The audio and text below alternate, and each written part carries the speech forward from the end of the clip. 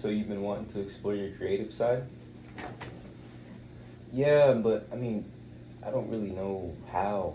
Like, what would I even do? All right, check it. Go download the FL Studio trial. It's free. And it's all you need. Now, to keep things fun, we're gonna go to Google and say, pick a random It didn't work. That. 162. Okay. Now, FL Studio is gonna come with a bunch of stock sound. You could hit this button up here. And now you can make noise. Here's a super quick tutorial on how to make chords. You're gonna pick a note. That's it. All you gotta do is click 1 space, skip 2 space, skip 3 space, boom. Skip 1 space, skip 2 space, boom. You got a major chord. To make a minor chord is this middle note. It's 2, then 3. One of the keys is to keep it simple. Because by not keeping it simple, not only does it overwhelm you creating it, but it overwhelms the listener consuming it. You see this thing up here? This is a frequency spectrum. And on this side is the low, and on this side is the high. Very basic general rule of thumb, you want your track to fill up the whole spectrum. So with the melody, I'm gonna add a bass and something in the higher end because this is sitting heavy in the middle. Now for the bass, you're just gonna take the root, AKA the bottom note of your chords, and that's your bass line. That's how you keep it sounding. And again, there's no real rules. I'm just giving you a foundation to start creating on. Some basic things that I learned in the beginning of my journey. And once I have my foundation, I go in between and add little flares like that. That's also a good metaphor for music and life in general.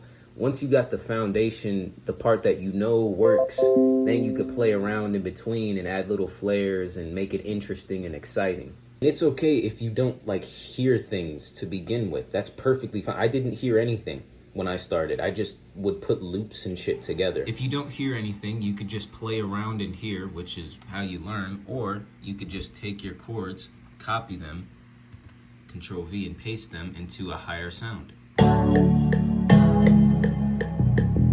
Be careful when you're doing this and adding layers because oftentimes we think, especially today, that louder is better, that louder is bigger. But actually, when there's less sounds in the track, it gives each sound space to breathe, and naturally, as we perceive it, they become bigger. Think about it like when we're listening to a song. Think about it like this. When we're listening to a song, our brain is saying, okay, this is a full track. This is a full thing, a full audio experience we're listening to.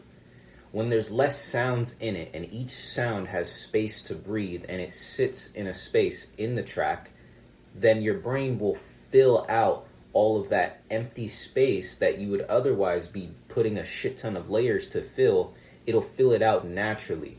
That's another reason simplicity is key, because a key in music is the listener's experience, not just the creator's. That's why, like, maybe you've heard a song and there was a melody in it and it stopped right before it seemed like it was supposed to be finished. Oftentimes people will leave out those little key elements so the listener can put it in themselves, because it's very key that the listener can dance with the music too, not just sit back and watch it or listen, you know. And little things like switching up your melodies at the very end, because that keeps the listener engaged and keeps it exciting.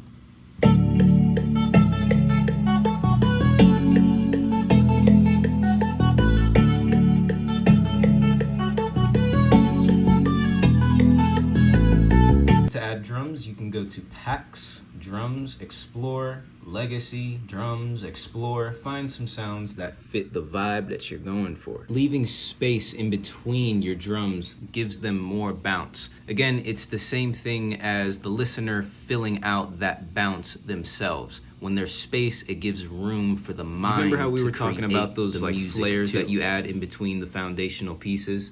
Look at where those flares are for different sounds. Obviously, we have some flares in the kick, we have some flares in the bass. Try and put them at different points in the loop so each flare can shine.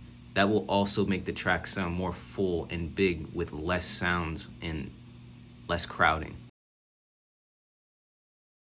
So for instance, the flares in the bass are typically right here, right here, right here. So I left that space open in the kick. And this is the track we made.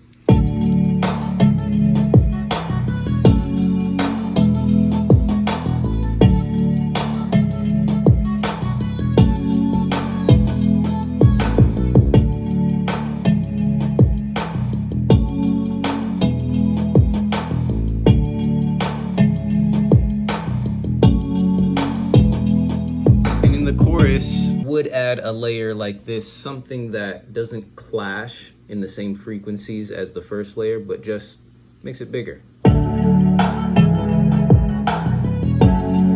like dreamy shit.